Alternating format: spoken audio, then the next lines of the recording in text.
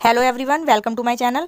Friends, आज हम previous year paper CTET फरवरी 2015 के ईवीएस के जो आपके 30 क्वेश्चंस आते हैं उनको डिस्कस करेंगे। इससे पहले हमने 2015 के ही जो आपका सितंबर का पेपर आया था उसमें जो ईवीएस का पोर्शन था उसको डिस्कस किया था। अगर आपने अभी तक हमारे चैनल को सब्सक्राइब नहीं किया है तो प्लीज़ वीडियो को लाइक करें और चैनल को सब्सक्राइब करें।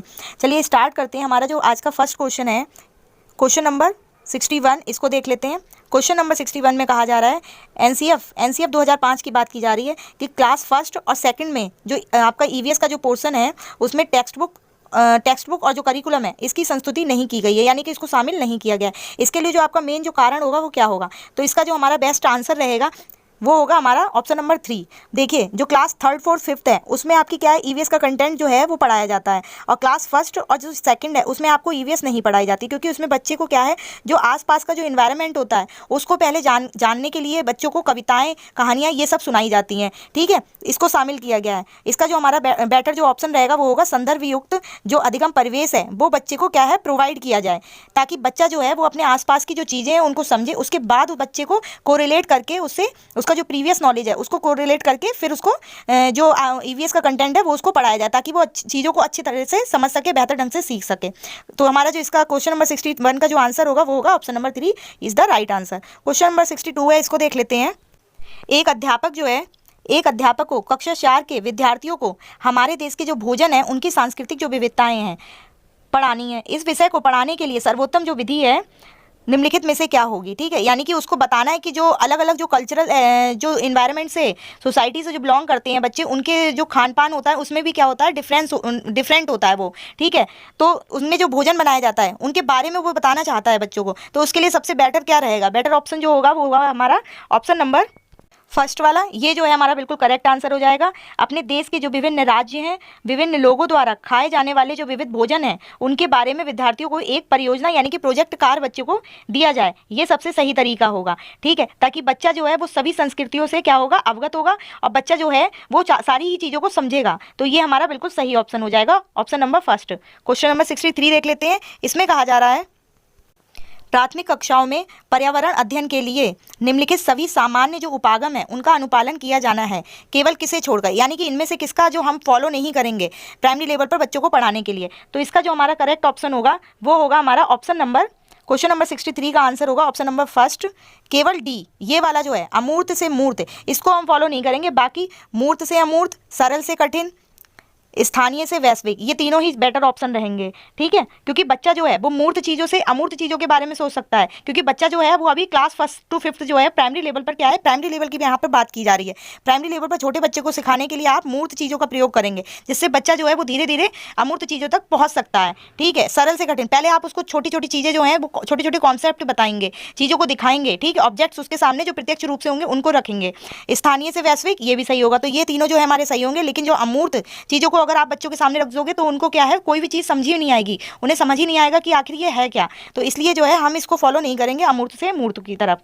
उसके बाद क्वेश्चन नंबर जो 64 है उसको देख लेते हैं। इसमें कहा जा रहा है, तो देखिए इस क्वेश्चन में क्या दिया गया है, इस क्वेश्चन में पेट्रोल के बारे में दिया गया है कि पेट्रोल और डीजल से संबंधित आपको जानकारी दी गई है कि पेट्रोल का जो मूल्य है वो जो है वो 2007 में इतना था और 2014 में इतना है। इसी तरीके से डीजल के बारे में बताया गया है कि 2007 में इतना था और 2014 है उसमें आपको इतना दिया गया है, यानी कि इनके दोनों का प्राइस दिया गया है। तो देखिए अब इसमें हमसे पूछा गया है कि उपर्युक्त तालिका जो है उसका अध्ययन करने के बाद क्लास फर्स्ट फिफ्थ जो है विद्यार्थी देवमीत जो है उन्होंने अपनी पुस्तक में, अपनी जो नोटबुक है उसमें क्या लिखा, यह लिखा था, इन चारों स्टेटमेंट को लिखा। अब इसमें आपको ये बताना कौन सा बच्चों ने इनको देखकर, ये जो मूल्य हैं इनको देखकर क्या ऑब्जर्व किया। ठीक है, इन प्राइसेस को। तो देखिए पेट्रोल का मूल्य बताया गया है और डीजल का मूल्य बताया गया। ऑप्शन नंबर ए कह रहा है हमारा, सबसे पहले ऑप्शंस पढ़ लेते हैं।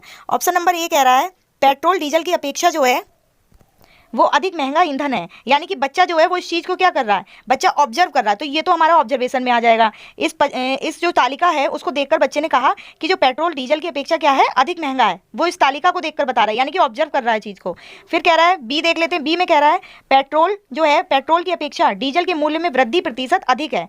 ठीक है, ज़्यादा बता रहा है। तो देखिए ये भी हमारा क्या है, इस तालिका के बेस पर उसने ऑब्जर्व किया है इस चीज़ को। अब वो कह रहा है डीजल सस्ता है इसलिए सार्वजनिक जो परिवहन है उस पर चलता है। ठीक है, सार्वजनिक परिवहन पर चलता है।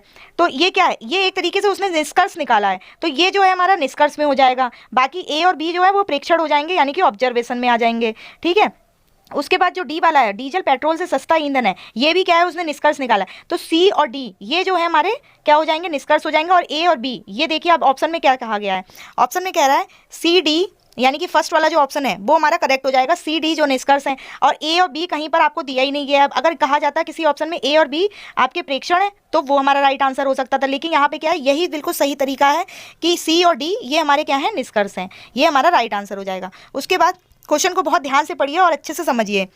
उसके बाद जो हमारा क्वेश्चन नंबर 65 है वो कह रहा है, क्लास 5th की जो अध्यापिका माहिका है वो चाहती है कि उसके जो विद्यार्थी हैं वो आसपास के पौधों का अवलोकन करें। सार्थक अधिगम यानी कि सही जो लर्निंग है उसको सिखाने के लिए वह बच्चों को क्या करने के लिए प्रोत्साहित करेगी, उनको इनकरेज करेगी।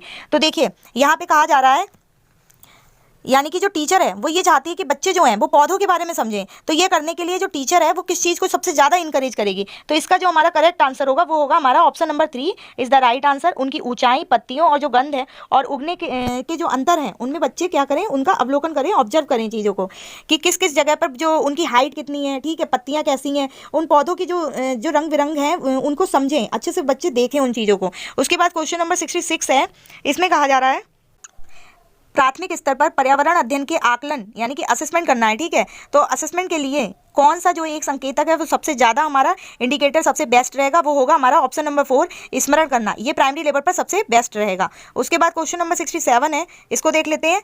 ये कह रहा है आपके प्रधानाचार्य ने आपको कहा कि क्लास 5th के विद्यार्थियों को शैक्षिक अवलोकन यात्रा के लिए ले जाएं। इस अवलोकन यात्रा को सार्थक बनाने के लिए आप अपनी योजना में क्या सम्मिलित करेंगी। तो इसका जो हमारा, तो देखिए, तो सबसे जो जरूरी होगा वह होगा कि जो एक्टिविटी कराई जाती हैं उनके बारे में एक स्तरीकृत सीट जो है उसको तैयार किया जाए और बच्चों को ऑथेंटिक और जो मीनिंगफुल लर्निंग है उसके लिए जो उनकी नॉलेज है उसको पहले से भी क्या किया जाए, बच्चों के साथ शेयर की जाए, ठीक है, ताकि जिस प्लेस पर बच्चे जो हैं आप बच्चों को ले जा रहे हैं तो बच्चों को क्या हो, वहाँ पर जाकर वह किसी भी चीज़ को एकदम से नई ना लगे उनको।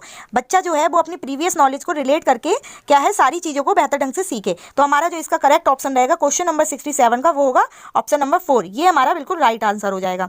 उसके बाद क्वेश्चन नंबर 68 है, ये कह रहा है प्राइमरी लेवल पर पर्यावरण अध्ययन ईवीएस के शिक्षण में कहानियों और कविताओं का प्रभावी ढंग से क्या किया गया, उपयोग किया जा सकता है।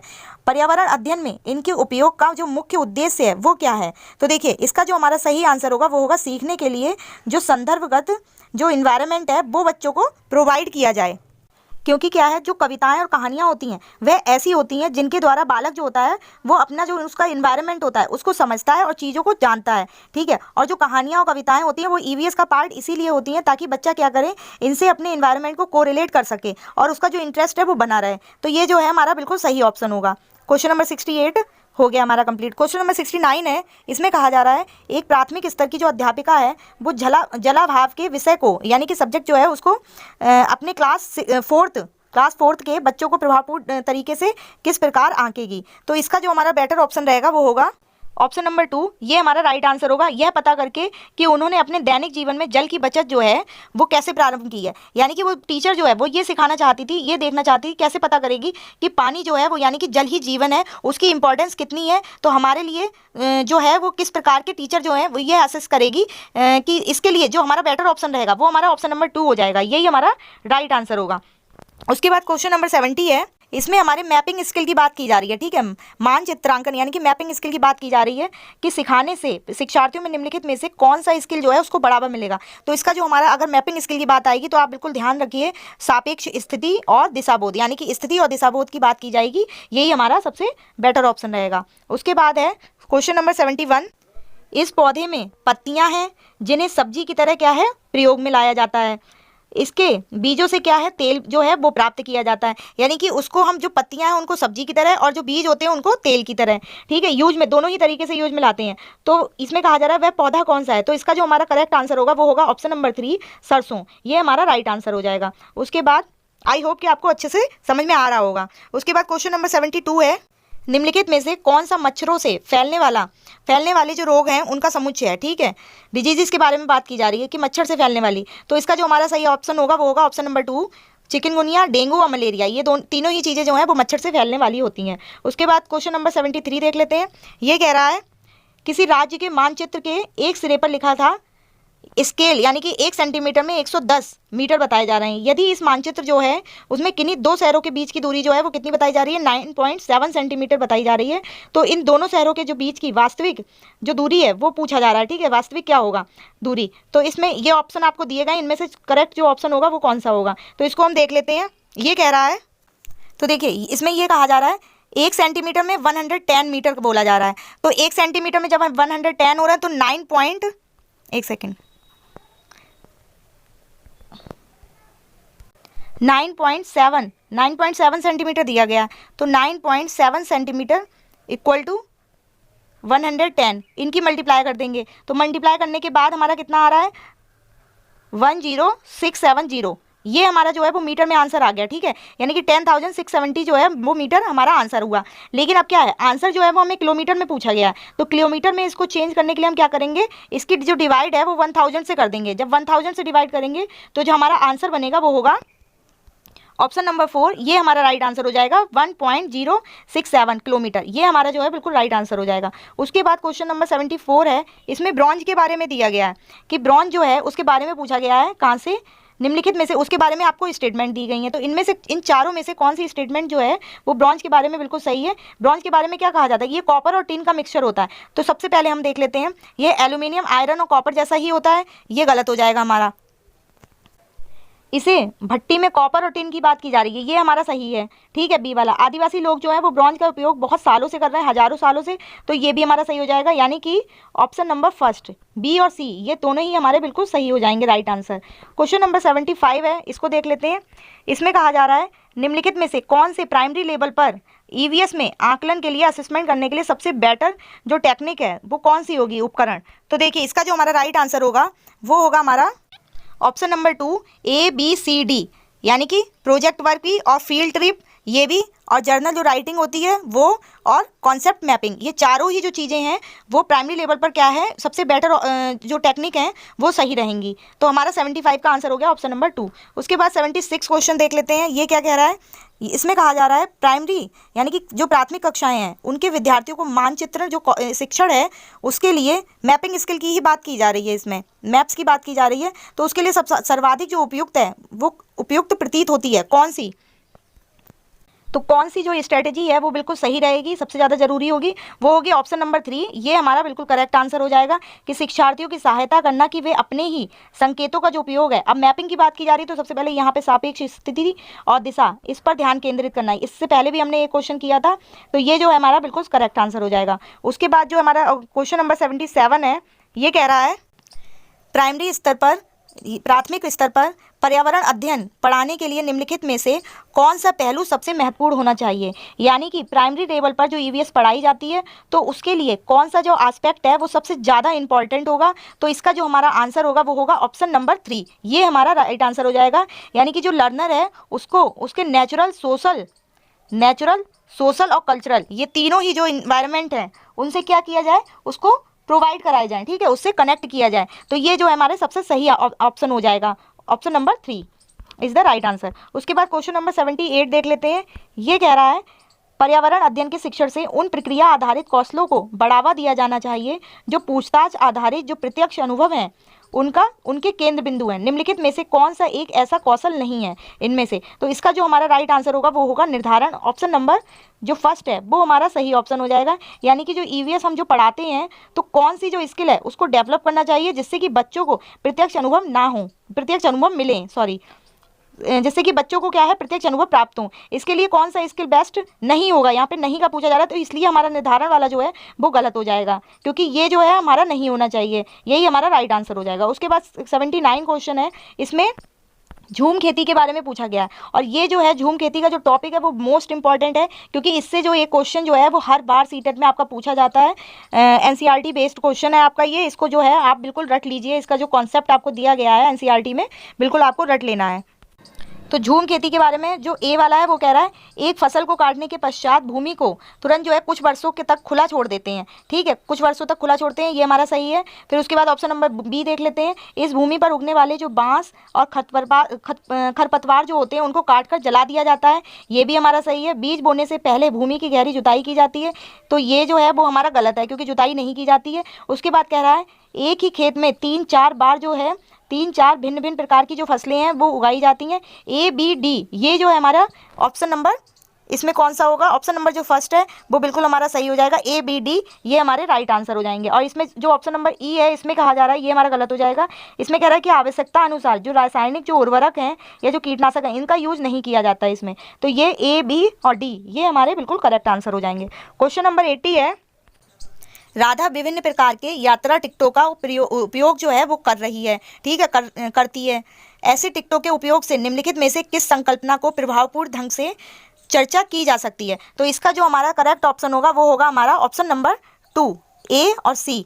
अलग अलग साधनों से यात्रा करने पर जो यात्रा है उसकी लागत भी भिन्न होती है, ये सही है। उसके बाद सी वाला जो है हमारा सार्वजनिक परिवहन से एक स्थान से दूसरे स्थान जाने के लिए हमें टिकट चाहिए, ये दोनों जो है हमारे बिल्कुल करेक्ट हो जाएंगे। उसके बाद क्वेश्चन नंबर 81 है, इसमें कहा जा रहा है यदि हम पक्षियों का अवलोकन करते हैं तो हम यह पाते हैं कि अधिकांश जो पक्षी हैं वो अपनी गर्दन अत्यधिक हिलाते हैं, इसका कारण क्या है? इसमें कारण पूछा गया है, तो इसका जो हमारा राइट आंसर होगा वो होगा हमारा 81 का राइट आंसर होगा फोर्थ वाला। अधिकांश पक्षियों को जो नेत्र होते हैं वो स्थिर होते हैं और घूम नहीं सकते, इस वजह से क्या होता है कि वो जो अपनी गर्दन है उसको हिलाते हैं, ये हमारा करेक्ट आंसर हो जाएगा। उसके बाद क्वेश्चन नंबर 82 है, ये कह रहा है रीना आम पसंद करती है, वह इन्हें जाड़े के लिए संरक्षित करना चाहती है। इससे पहले भी हमने एक सेफ जो फूड सेफ वाला क्वेश्चन था वो हमने किया था डिस्कस। निम्नलिखित में से कौन सा तरीका संरक्षण के लिए, फूड सेफ्टी के लिए सबसे ज़्यादा सही रहेगा? तो इसका जो हमारा आंसर होगा वो होगा option number 4 is the right answer 82 का, क्योंकि अचार और आम पापड़ को क्या है आप काफ़ी लंबे टाइम पीरियड के लिए सिक्योर करके रख सकते हो। उसके बाद क्या है, क्वेश्चन नंबर 83 कह रहा है निम्नलिखित में से वह कौन सा जानवर है जिसके अग्र दांत जो होते हैं वो हमेशा बढ़ते रहते हैं? वे दांतों को बहुत अधिक जो लंबा ना होने देने के लिए क्या करता है, वस्तुओं को जो चीज़ें होती हैं उनको काटता या कुतरता रहता है। तो इसका जो हमारा राइट आंसर हो जाएगा वो होगा ऑप्शन नंबर हमारा फर्स्ट। गिलहरी जो होती है वो अपने जो आगे के दांत होती हैं वो ज़्यादा लंबे ना हो जाएं, इस वजह से क्या है चीज़ों को कुतरती रहती है, क्योंकि उसके जो दांत हैं वो ज़्यादा जल्दी जल्दी बढ़ते रहते हैं। तो 83 का राइट आंसर हो जाएगा गिलहरी। उसके बाद क्वेश्चन नंबर 84 है, कोई किसान उर्वरकों और कीटनाशकों का जो है वो अधिक उपयोग करके अपनी खेती में बार बार धान की फसल उगा रहा है, ऐसा करने से उसकी खेती की जो मृदा है वो क्या हो जाएगी? तो ऐसा करने से उसकी खेती की जो मृदा है, हमारा बेटर जो ऑप्शन रहेगा वो होगा कि उसकी ज़मीन जो है वो बंजर हो जाएगी, क्योंकि वो बार बार चीज़ों का उपयोग कर रहा है। ठीक है, उसके बाद है क्वेश्चन नंबर 85 पूछा जा रहा है जो कि मैप बेस्ड है आपका।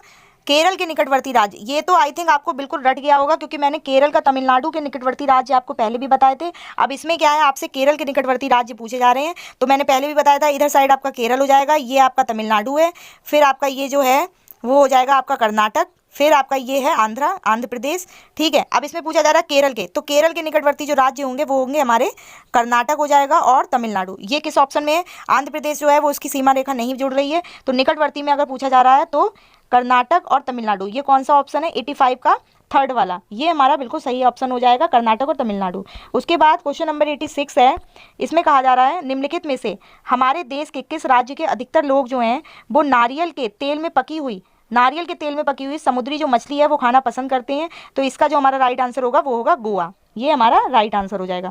क्वेश्चन नंबर 87 है, इसमें रेगिस्तानी ओक के बारे में पूछा जा रहा है और उसके बारे में आपको जो स्टेटमेंट है उन पर आपको क्या करना है, विचार करना है।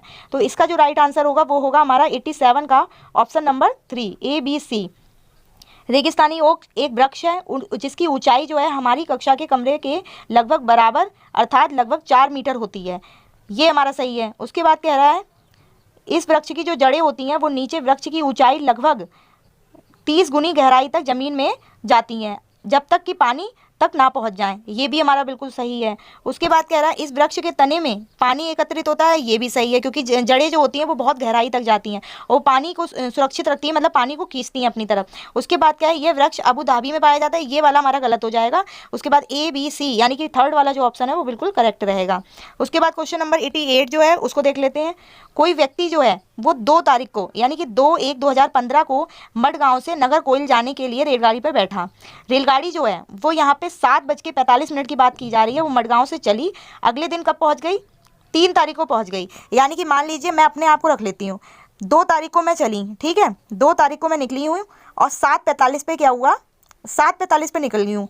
यहाँ पे AM और PM तो दे नहीं रखा है आपको, और अगर टाइम जो है वो आपका 13, 14, 15 इस तरह से दे रखा होता तो आप क्या है उसको PM मान लेते, लेकिन यहाँ पे क्या है आपको 7:45 दिया है, तो आप क्या है इसको AM बोलोगे। यानी कि सुबह में 7:45 पर 2 बजे चली है, 2 तारीख को चली है। उसके बाद क्या नेक्स्ट डे ही पहुंच गई, बीच में कोई टाइमिंग जो है, बीच में कोई गैप नहीं हुआ है। उसके बाद क्या है जब 1 सेकेंड कब पहुंची है, 4:45 पर पहुंच गई, 7:45 से 4:45 तक, 4:45 अगले दिन। तो अगर 7:45 से 7:45 जोड़ेंगे नेक्स्ट डे के तो हो जाएंगे 24 घंटे, ठीक है। लेकिन वो 4:45 यानी कि 3 घंटे पहले ही पहुंच गई है रेलगाड़ी, तो 3 घंटे पहले कर लेंगे तो कितना टाइम हो जाएगा, जब 3 घंटे पहले करेंगे तो 24 में से 3 घंटे माइनस कर दीजिए आप, 24 में से 3 घंटे यानी कि 21, और जो हमें दूरी है डिस्टेंस हमें दे रखा है 1140, 1 सेकेंड,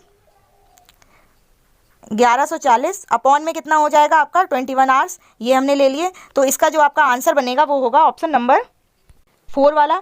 लगभग 54 किलोमीटर जो पर आवर है आपका, जब आप इसको डिवाइड करेंगे तो आपका आंसर जो है 54 किलोमीटर पर आवर निकल कर आ जाएगा। उसके बाद क्वेश्चन नंबर 89 है, नई दिल्ली में रहने वाला कोई व्यक्ति जो है पहले भोपाल यानी कि मध्य प्रदेश की बात की जा रही है और फिर रांची यानी कि झारखंड का भ्रमण करना चाहता है। उसकी जो दिशा है, दिशा पूछी जा रही है, तो मान लीजिए ये दिल्ली है, ठीक है, ये आपका दिल्ली हो गया। उसके बाद अगर MP की तरफ जा रहा है, दिल्ली के सापेक्ष अगर MP की तरफ जा रहा है तो ये MP जो है भोपाल, ये आपका हो जाएगा साउथ की तरफ यानी कि दक्षिण दिशा हो गई, ठीक है। उसके बाद क्या है, अगर वो यहाँ पे आपका हो जाएगा छत्तीसगढ़, इधर साइड को चलेगा तो छत्तीसगढ़ पहले आएगा, फिर आपका झारखंड आ जाएगा, ठीक है, झारखंड आया तो ये किधर की साइड जा रहा है, पूरब दिशा में जा रहा है। तो क्या हमारा आंसर रहेगा ऑप्शन नंबर 2 वाला, पहले दक्षिण दिशा में फिर पूर्व दिशा में, ये जो है हमारा बिल्कुल करेक्ट आंसर हो जाएगा। क्वेश्चन नंबर 90 है, नीचे दिए गए सभी जानवरों में निम्नलिखित में से कौन सी विशेषता पाई जाती है। तो हमें जो जानवर दिए गए हैं वो हैं छिपकली, गौरैया, कछुआ, सांप। तो इनमें जो कौन सी विशेषता पाई जाती है वो होती है, ये सभी जो हैं वो अंडे देते हैं। यानी कि क्वेश्चन नंबर जो हमारा 90 है उसका हमारा आंसर कितना हो जाएगा, ऑप्शन नंबर 4, ये हमारा राइट आंसर हो जाएगा। तो फ्रेंड्स ये था हमारा जो हमारे 30 क्वेश्चंस थे EVS के फरवरी 2015 के, उनको भी हमने डिस्कस कर लिया है। और सितंबर वाला जो आपका पेपर था 2015 का, वो भी हमने उसमें जो EVS का पोर्शन था दोनों ही पेपर को डिस्कस कर लिया है। अगर आपने वो वीडियोज़ नहीं देखी हैं तो हमारी जो प्लेलिस्ट है चैनल पर, उस पर जाकर देख सकते हैं। सारी जो EVS के आपके जो प्रीवियस ईयर पेपर हैं वो आपको मिल जाएंगे। उम्मीद करती हूँ कि आपको जो है वो सारी चीज़ें अच्छे से समझ में आ रही होंगी। अगर आपने वीडियो को लाइक नहीं किया है तो प्लीज़ वीडियो को लाइक कर दें, चैनल को सब्सक्राइब कर दें, और जो हमारी जो वीडियो है वो ज़्यादा से ज़्यादा शेयर भी करें। तो थैंक्स टू ऑल।